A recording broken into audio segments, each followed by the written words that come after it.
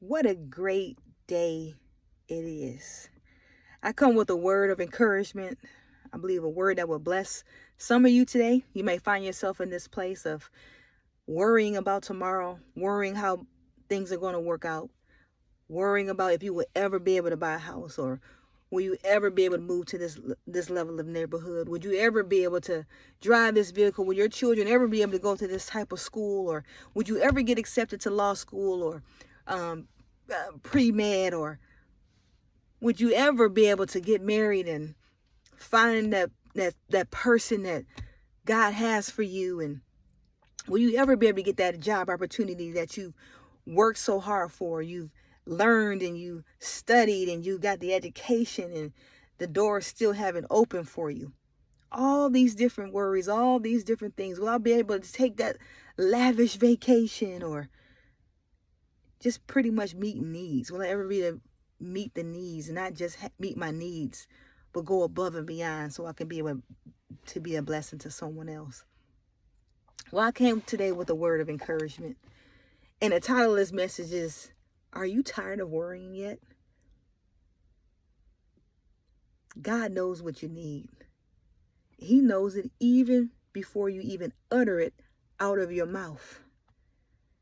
And so he doesn't want us to spend so much time and so much focus in on how am I going to get this? How am I going to make this happen? Or how is this going to work out? Or will I ever do this? Or will I ever do that? He said, just relax. I got you. And for some of you, you have to know every detail. You have to have everything planned out. You have to have all your I's dotted, all your T's crossed before you can move forward, before you can make a decision, before you know how it's going to pan out. And whatever you're looking for, or whatever you're worrying about may not even be happening tomorrow. It might even be months down the road and it hasn't even been made available yet. And we're still wasting time on what is going to happen and how is it going to work out. I want to encourage you with this scripture, and it's out of Matthew 6, 30 through 34, and this is out of the Message translation. And it reads, if God gives such attention to the appearance of wildflowers, most of which are never even seen. Come on now, wildflowers are not even seen by everyone, not even seen by most people. Don't you think he'll attend to you, take pride in you, do his best for you? What I'm trying to do here is get you to relax. To my high-strung people, relax.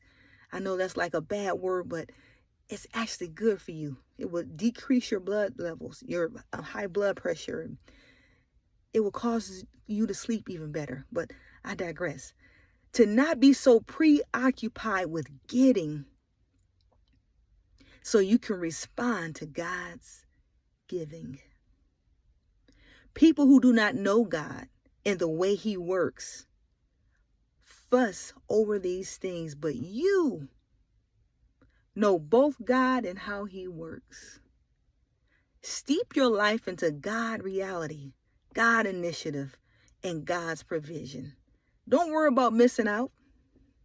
You will find all your everyday human concerns will be met. Give your entire attention to what God is doing right now. And don't get worked up about what may or may not happen tomorrow. God will help you deal with whatever hard things come up when the time comes. Glory be to God. This is such a reminder. Stop worrying about what you can't control.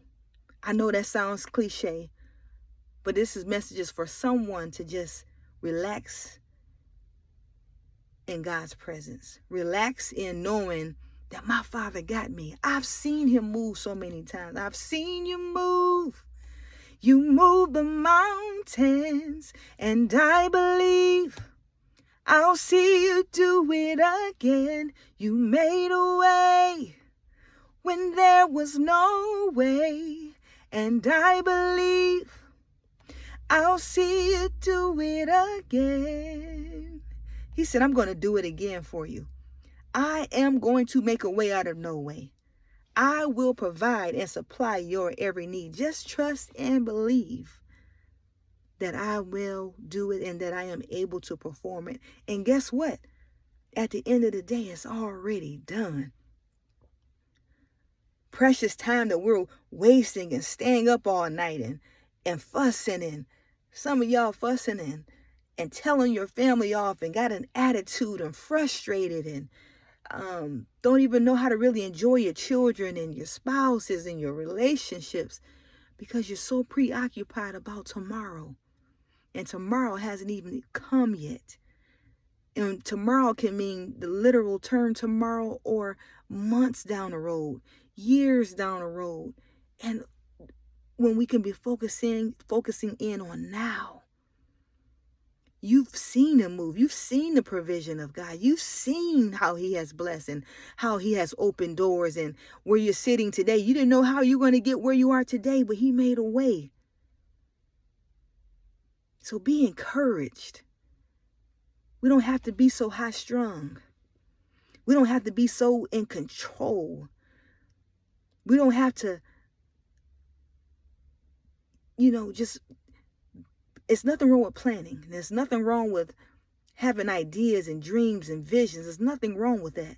But when it comes to a point where it consumes your thoughts, where it consumes you, where you can't even enjoy life, enjoy the beauties of life, enjoying the moment. You're so focused on tomorrow that you cannot enjoy right now. What's going on right now? You have breath in your body. You have life in you.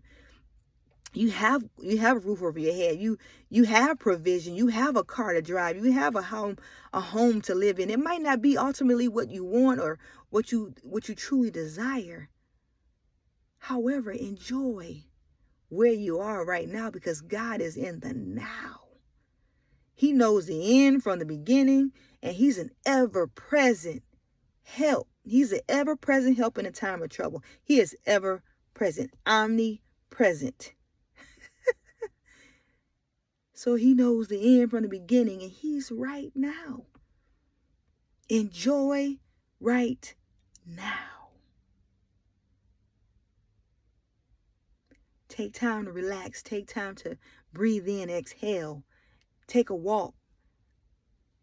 Go window shopping. Go to Hobby Lobby if some of you love Hobby Lobby, and look at all the beautiful Christmas decorations, because you know that they're out right now. Or whatever season it might be. Enjoy right now. Be blessed today.